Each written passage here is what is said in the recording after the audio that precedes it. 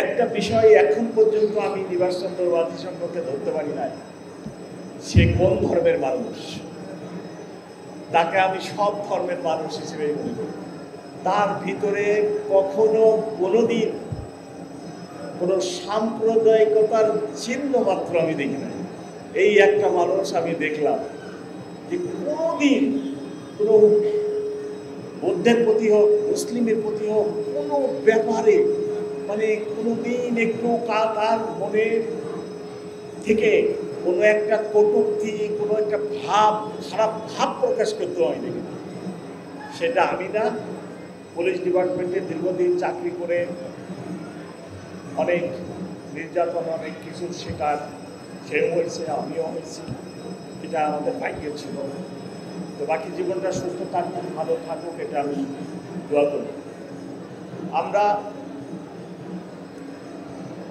Dhaka metropolitan police metropolitan এলাকায় 254টি প্রথমে 288 ছিল, 254টি পূজা মণ্ডপ হয়েছে। প্রত্যেক পূজা মণ্ডপে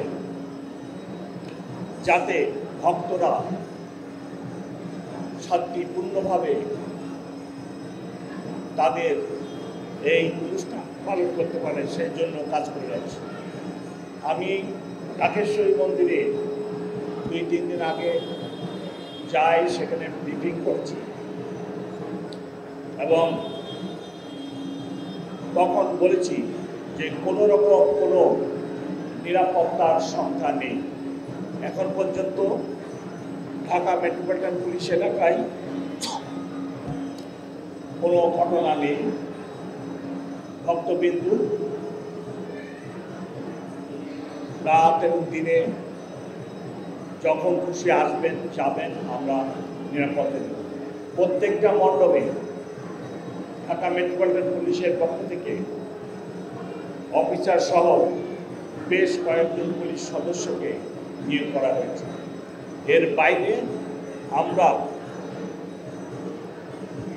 সিনিয়র অফিসার সবাই বিভিন্ন মণ্ডপ ফ্রিকোয়েন্টলি ভিজিট করতেছি।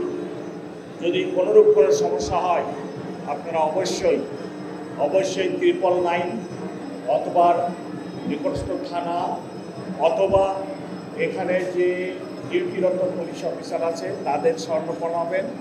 কোনো সমস্যা হলে আমরা হস্তক্ষেপ করে সেই সমস্যার সমাধান করব। আমি সরকারি সিদ্ধান্ত মোতাবেক পূজা উদযাপন কমিটির কাছে অনুরোধ করব, রাত্রে যখন ভক্তবিন্দু চলে যাবেন তারপরে রাত্রে সারা রাত যেন আপনাদের নিজস্ব 2 জন মানুষ থাকে। আপনারা এই ক্যাম্পাসটাকে অরক্ষিত রেখে যাবেন না। আমার লোক থাকবে, কিন্তু আপনাদেরও 2 জন থাকুক, তাহলে বিষয়টা ভালো হবে। কোনো দুর্ঘটনা হলে আমরা যাতে সেটা সুচারুরূপে মোকাবেলা করব। আপনারা শান্তিপূর্ণভাবে 2 তারিখ বিসর্জন দেওয়া পর্যন্ত শান্তিপূর্ণভাবে উৎসবমুখর পরিবেশে এই দুর্গাপূজা উদযাপন করেন, এটা আমি চাই। এবং আমরা আন্তরিকভাবে আপনাদেরকে সকল ধরনের নিরাপত্তা সহযোগিতা করে দেব। আমি এই প্রথম কোনো পূজা মণ্ডপে এবছর আসলাম। ঢাকেশ্বরী মন্দিরে আমি শুধু ব্রিফিংয়ের জন্য গেছিলাম, তখন পূজা শুরু হয় নাই। এবং এখানে প্রথম আসার প্রধান কারণ নিবাস চন্দ্র মাঝি আমাকে আগেই দাওয়াত দিয়েছে। আমি তাকে কথা দিয়েছিলাম যে প্রথমেই আপনার ওখানে যাব। তা আমি আসতে পেরে অত্যন্ত খুশি এবং আপনারা ভালোভাবে উদযাপন করেন, সেই ব্যাপারে সহযোগিতা থাকবে। আমিও আপনাদের প্রতিবেশী, আমি মিন্টু রোডে থাকি। সো যে কোনো সময় আমাকে ডাকলে আপনারা পাবেন। তা আমি সকলকে অনেক ধন্যবাদ জানিয়ে এবং শারদীয় শুভেচ্ছা জানিয়ে আমার